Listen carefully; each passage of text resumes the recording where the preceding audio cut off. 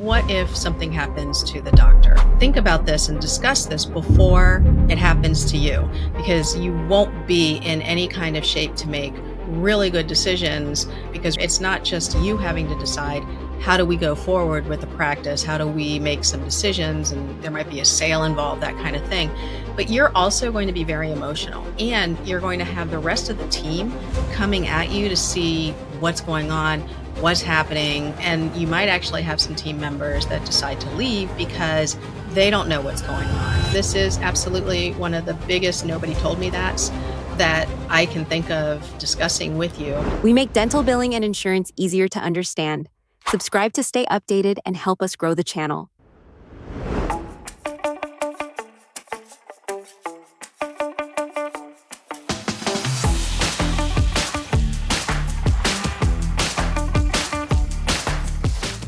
Welcome to Nobody Told Me That, another solo edition. This is something that has come up in classes. In particular, there's a class that I teach called Nobody Told Me That, management issues that we don't expect, or some meeting planners want to make it a little bit more dramatic and they'll say management issues that we need to talk about.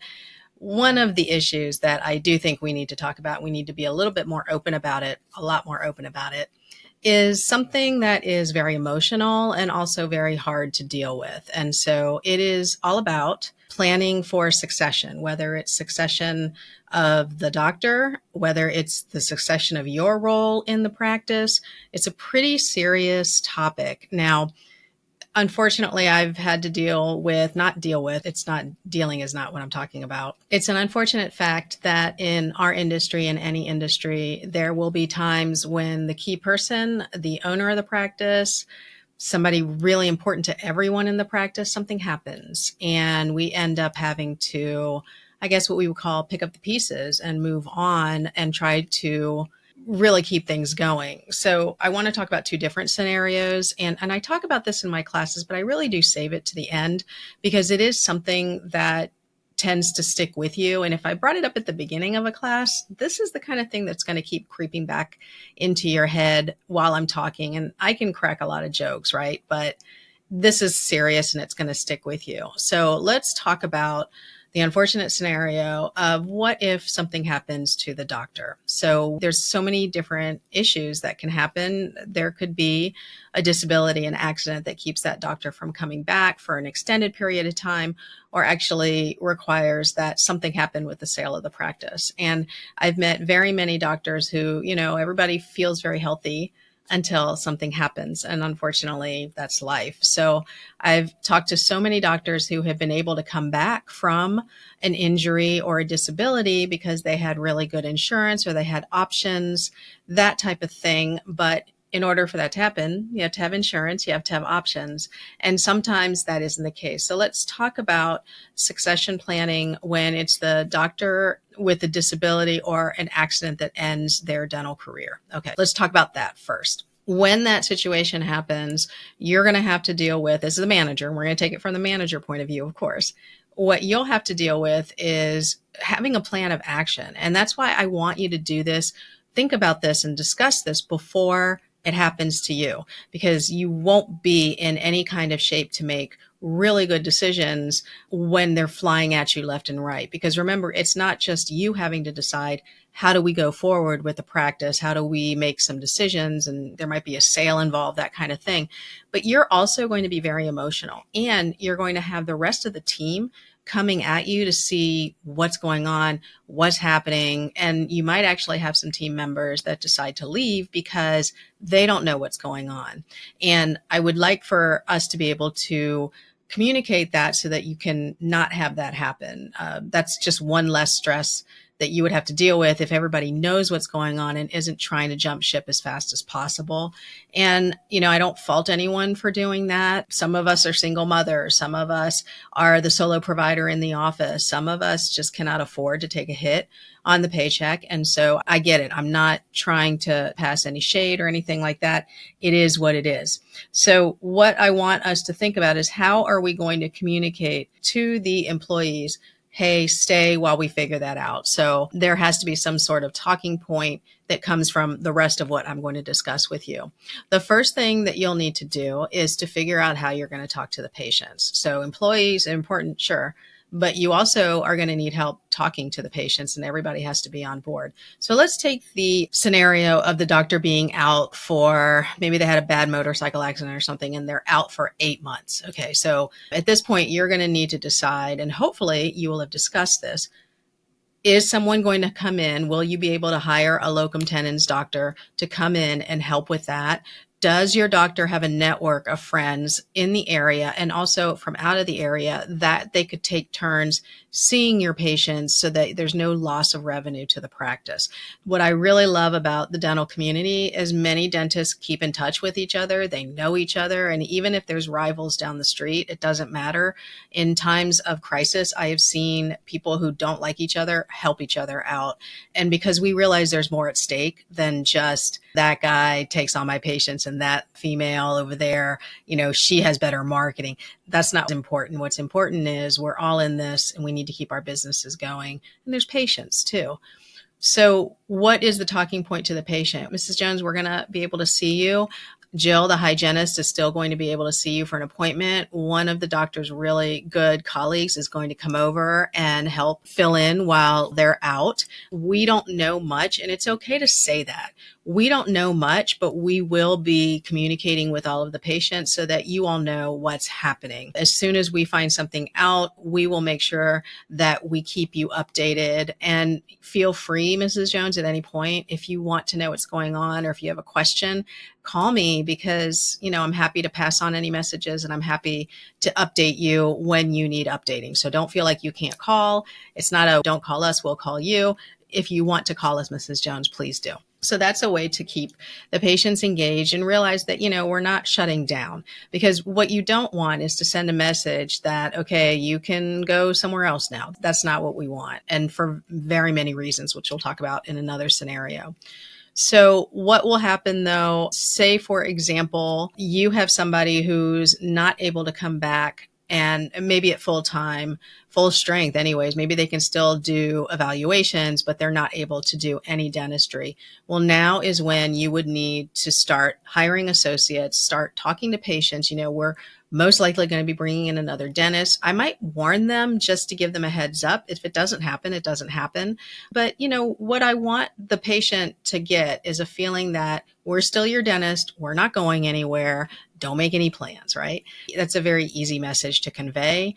But let me tell you, that message is easy to convey if you discussed it ahead of time. Okay, so what's the messaging to the patients? What is the messaging to the employees? And now you and your doctor have to have some really good conversations. Here is what I want you to do. Do you want me to bring in somebody to help out as an associate?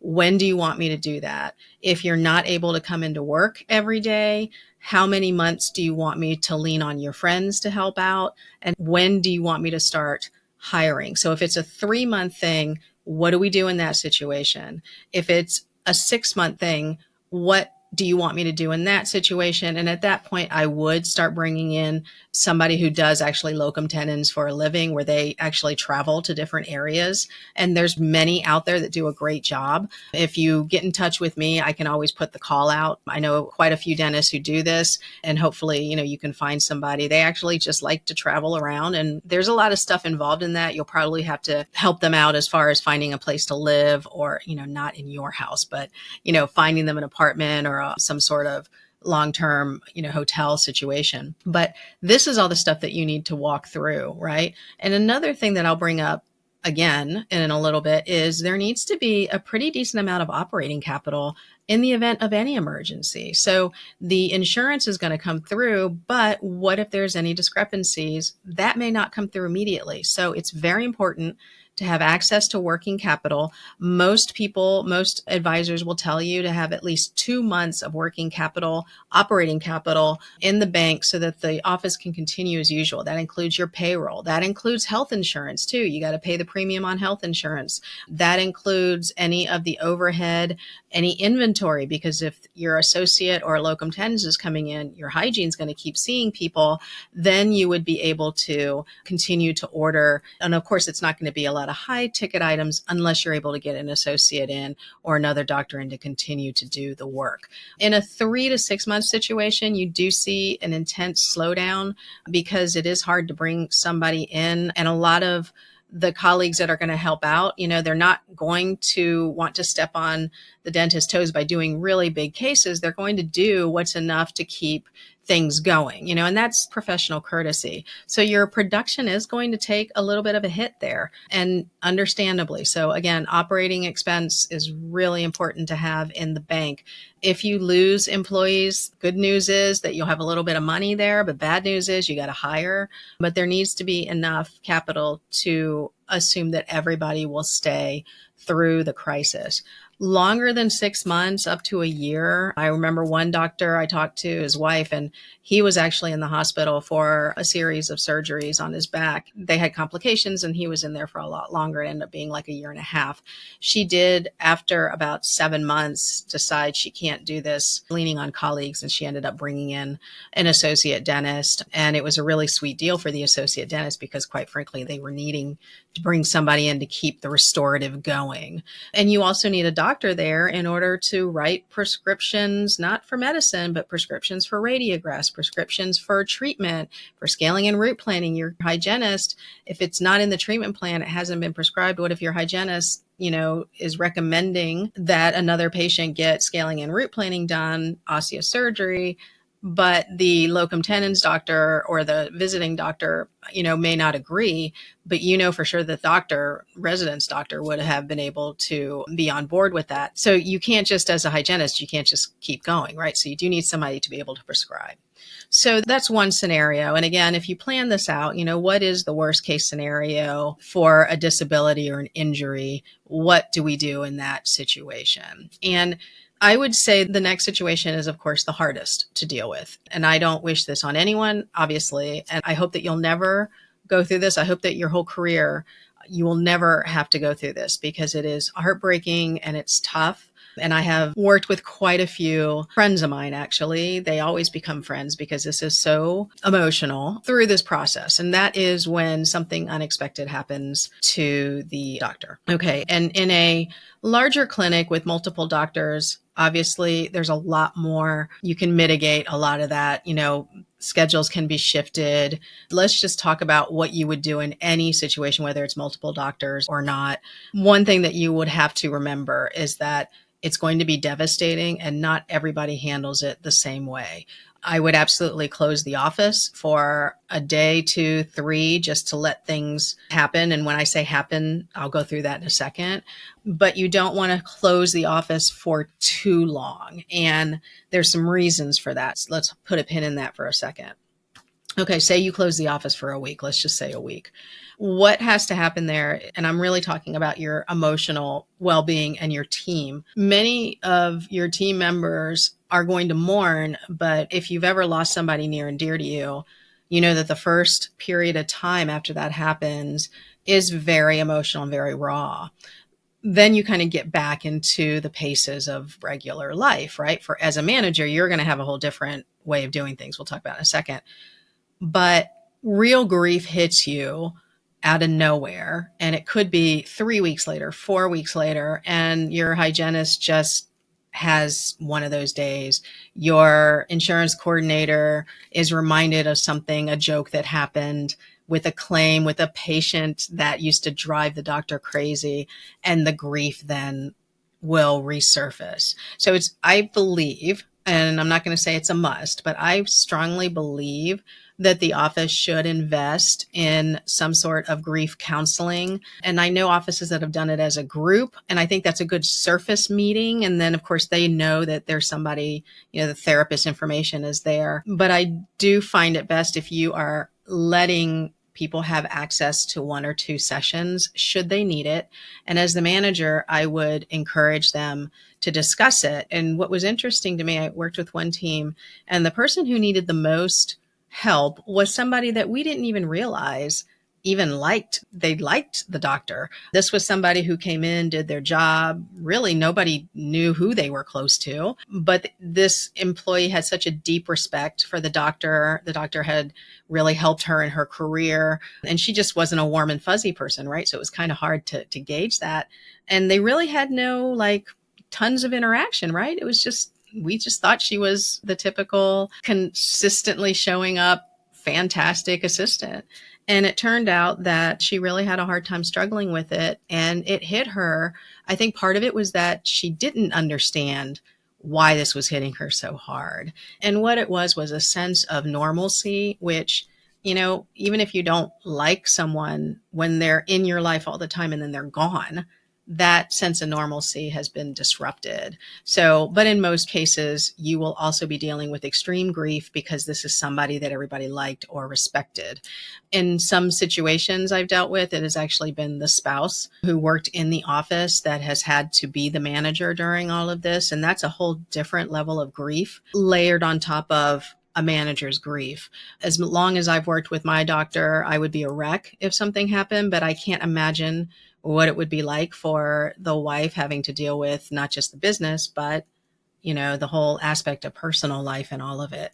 So if you are in a multi-location or multi-doctor, not necessarily multi-location, but multi-doctor clinic, it is a lot easier to move past this piece because you'll be able to lean on each other, change the schedule around. And as a manager, what I would make sure you focus on is getting in touch with the patients, letting them know, really just listening to them. You'll get a lot of questions about the service and about what they can do. So if your doctor's family believed in a charity or anything like that, you want to have all of that information up towards the front so that we can distribute that as people call. If the family decides on a private ceremony, a celebration of life, then you're going to have to work on making sure that the patients are like, I know that he would be so touched to have you attend. However, the family has chosen to make this a private ceremony. And usually I can't imagine anybody would push back on that. My goodness. So let's move into the smaller practice where it's maybe 1 or 2 doctors. And now the other doctor has to pick up the pace and seeing double the patients. That cannot continue, right? So I do want you to talk about this ahead of time because you as the manager, if this doctor is not a partner and it's an associate, you need to know in the contract what is going on with that. Is there an opportunity for the associate to have first right of refusal in order to buy the practice? So that sometimes is in the contract, sometimes it's not. You actually have to offer the practice to the associate. That'll be really outlined in the contract. That succession plan will be outlined. Or does the associate have no say? Say you sell it to another doctor and the associate now is an employee of that doctor. So you would need to know what the associate's contract calls for so that you can have that conversation there. What I will tell you is you will be making a lot of the business decisions. What I have found is unless the spouse is actually working in the office, the spouse is very much hands off when it comes to the finances and paying the bills and all of that. Well, guess what? Somebody has to continue to pay invoices. Someone has to continue to pay the health insurance bill so that people can continue to be insured. You still need to make a lot of decisions as the now de facto owner of the practice, acting owner of the practice. You should know, and this is what you want to talk about ahead of time. You should know who your accountant is, who the top 3 dentists would be that you could call and come to help out. You should know who your doctor doesn't absolutely never wants to come and help out. You probably already know that, but you want to make sure that that's a conversation. You should also find out how you're going to deal with any vendors as far as any outstanding invoices that happen. So I'll give you an example. Typically, it's not a problem to continue paying for the software. Say you have a subscription service to Acme Messaging, right? Well, unless you tell Acme Messaging, everything is fine. But you may be thinking, I want to conserve cash right now. Cash flow is more important. He's been wanting to cancel that anyways. If you were to call and mention the death of the doctor, would you be able to get that going? Well, you now have to take the time to call. And we all know it's almost impossible sometimes to cancel subscription services. But this is one area where I would hope that they would have a little grace and you'd be able to do that. There may be unfortunate situations where you find out that the practice is not in as good of health as you thought it was. That actually, it's a good time to find that out before this so that your doctor can say, honestly, I don't have 2 months operating capital. I have 1 month. So I have enough to pay you. You might need to let all the assistants and admin go and maybe rehire them. But right now, I don't have enough money to pay everybody. And this happens, right? Hopefully insurance comes through. I've been in situations where one of the colleagues of the dentist actually floated a loan to the spouse so that they could do that. In another situation, the parent of the deceased dentist stepped in and helped take care of money for a little bit. But this is all information you need to know because you are going to be at the office. You're going to be grieving and you're going to need to make a million phone calls. And I can't even touch on all of them in a podcast episode. Weird things are going to come up that your doctor didn't think was weird because he or she dealt with it all the time. And you're going to be like, what? This never even crossed my mind. So this is very hard stuff to talk about with a dentist. And if you say, hey, we got to talk about what happens if, you're not here anymore. I understand that it's a serious topic. And if they shy away from it the first time, don't give up, maybe go back another month or so. And really what you're saying to them is, I'm very concerned about the practice. If something were to happen, I just want to be in a good situation. And I would also bring in, not you in a good situation, the practice in a good situation. I would also bring in the point that if the office closes for an extended period of time without colleagues coming in to help, many of the valuation companies will tell you that the value of a practice drops dramatically in the first 6 months if the revenue is not able to pick up. So here, or to continue, so losing a hygienist is going to hurt the value of the practice. Not being able to see your patients is going to hurt. And what I say to doctors to kind of get over this hesitancy that they have is, you worked really hard to build this practice up to make it very valuable. Imagine if you go and then within 3 months, so much of the value of the practice has disappeared. Let's have this conversation. It'll be uncomfortable, but I'd rather do that than to have to, walk around and try to help. And then if try to help blindfolded really. And if the spouse, bring them into it if they want to be. Maybe your doctor doesn't want that to be in there, but all of the dental spouses I've worked with, and I've worked with a ton, they have always wanted to know the what if and what do I do. It's not something they want to think about, but much of what we have to deal with in life is like that, right? Nobody wants to think about this. So I urge you to go into it with grace, but also being firm. What are you going to do in the event of this through your grief and trying to manage a group of people where their whole world has changed as well? Now, the last transition piece I want to talk about is, what about you? All right. So not saying what happens if you, death, disability, pass away. I mean, that is something that I do want you to think about with your doctor. But what happens if you were to take another position? What happens if you were to explore another avenue in life that's been calling to you, right? There's a lot of you that have done that. I'm working with a ton of billing company owners through Dental Revenue Network, my membership. And what I'm hearing from them is they loved being in office, but they just felt there was something more.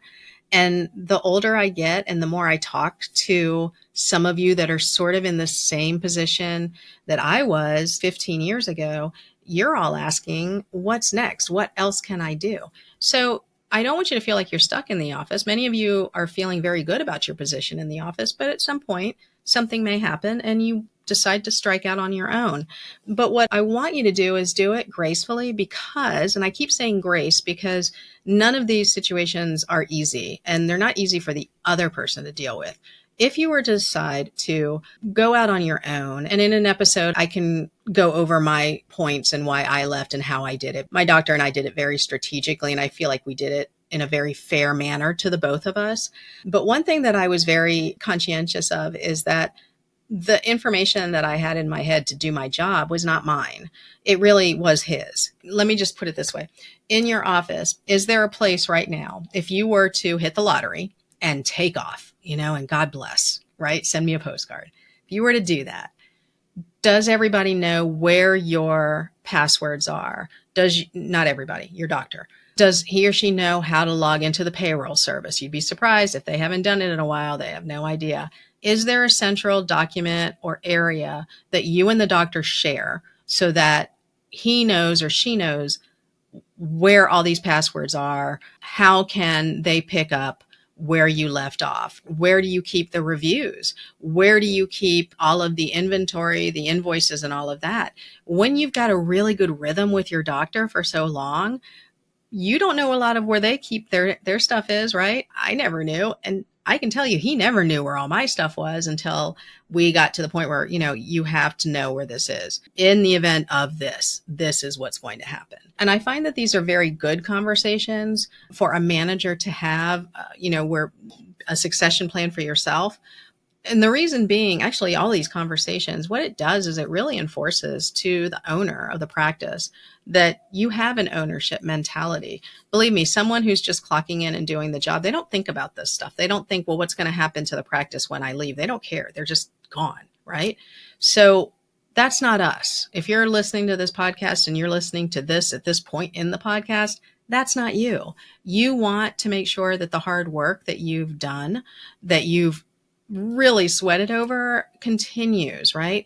That's an owner mentality. And great things happen to people who think in that way. So making sure that your doctor knows where everything is and what could happen, should the worst happen or should the best happen, they would at least be able to find another you. Well, they could try, find another version of you that could help them then take the practice to the next level. And that's fine. And one of the joys I've had is watching my replacement do a really good job. I mean, I trained her, but she also took on a life of her own. Like, she's fantastic. And seeing the practice continue to evolve and grow has actually been pretty good, because I know the foundation, I had a really, really good opportunity to lay a foundation of a business, of a practice. And that I feel it's a funny word to use, but I feel very blessed that I was able to do that, and that somebody actually had enough confidence in me to let me grow their business. It's a gift. It's truly a gift.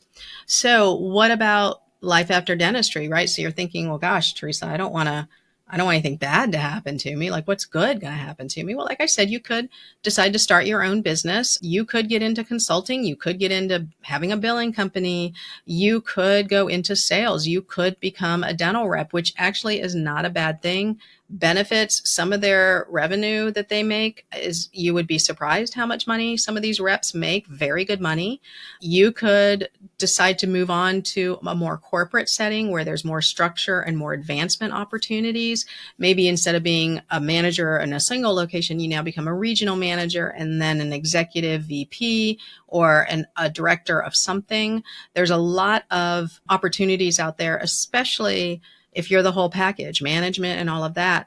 Management, revenue cycle marketing, companies across dentistry are very strategic thinkers and people that understand patients and understand revenue. And us dental managers, we are perfect for that, right? There's so many opportunities for you.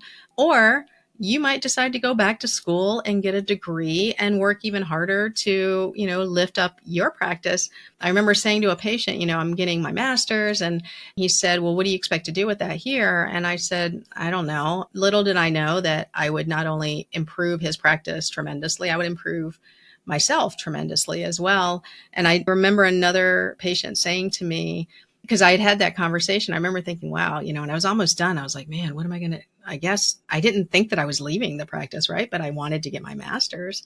And I remember a patient coming in to talking with me about it. And he was not somebody that comes out with anything profound. So I really did not see this coming at all. He was the last person I thought would say something pretty smart.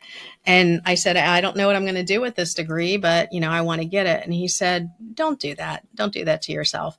Anytime you make yourself better, you are going to surprise yourself. And I thought, oh, well, you just surprised me. So who knows, right? And I'll be darned. That guy was right. He wasn't right about a lot of stuff, but he was right about that.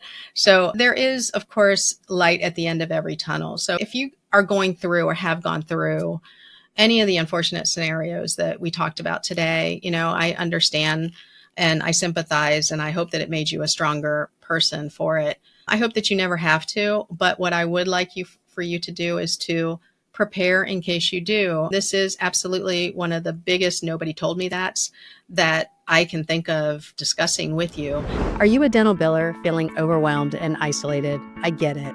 The world of revenue cycle management is complex and ever-changing. That's why I created Dental Revenue Network. Our membership community was created to help you become a better revenue cycle manager and small business operator. Say goodbye to feeling alone and hello to a supportive community of dental billing professionals. Here's what you'll get: monthly billing focused meetings with peers and experts, business building sessions to elevate your career, resource libraries tailored for billers and billing company owners, introductions to cutting-edge RCM technologies and companies, and a vibrant community for networking and support. Ready to transform your dental billing experience? Visit dentalrevenuenetwork.com today. Don't wait. Join us now and navigate the business of RCM with confidence.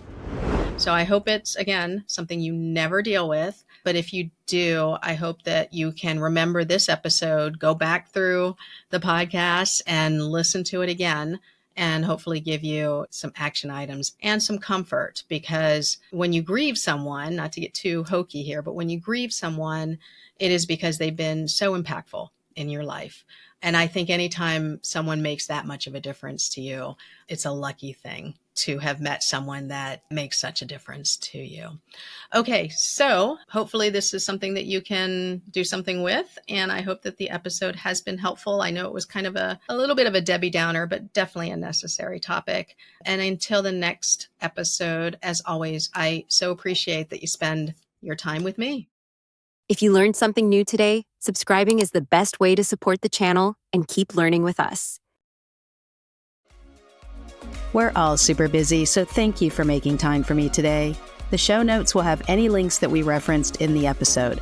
You can also find links for my book, events, and my online insurance course, Dental Insurance Design and Management.